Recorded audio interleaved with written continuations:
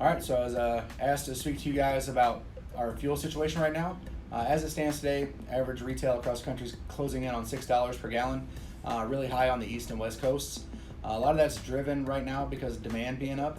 You know, we're actually passing demand numbers from pre-pandemic times, which is causing more trucks on the road. With the pressures that have come along with the war between Russia and Ukraine and everybody banning Russian oil, that's put a hindrance on the supply coming in. And that's why you've seen the initial price spike back at the beginning of February and March. I really thought we'd see those prices drop, and we did see them go down a little bit mid-April, but because of demand, we've seen them climb. We're going to see some shortages maybe on the East Coast. I think everywhere else in the country we're fine. Since the East Coast doesn't have its own access to pipeline like other parts of the country do, they're having to bring that in other ways, and I think you're going to see that struggle to keep up with demand over there. But I haven't seen anything from Love's, Pilot, or anyone like that talking about shortages or limiting supply. I monitor our prices on a daily basis, and I haven't seen a price increase in that area that makes me feel that we're close to a shortage. I did read some articles where Love's is monitoring the situation closely and paying attention, but they haven't limited any purchases. If we see a situation where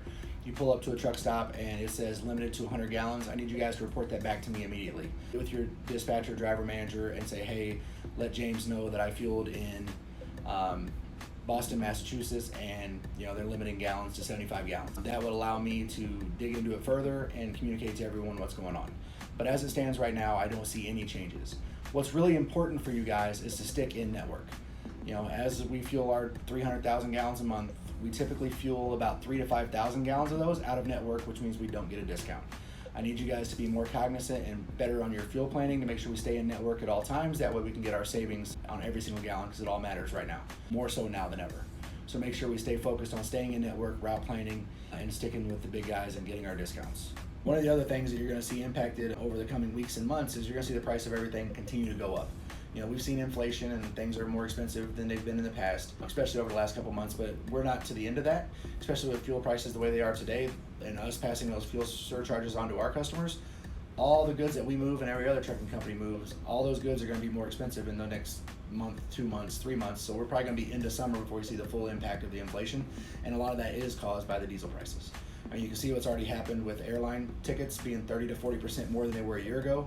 With diesel fuel being $6 versus the $3 that it was at the beginning of last May, that literally means every single thing that's moving on the road is costing double, plus any labor increases over that time. So make sure that you guys are stock up anything that you buy consistently and frequently before the prices go up again. Just like I said before, be mindful of where you're stopping, plan your routes, stay in network. If you see any of those caps or any outages, please report those back to us immediately so that we can dig into it and then get out the information to everyone else.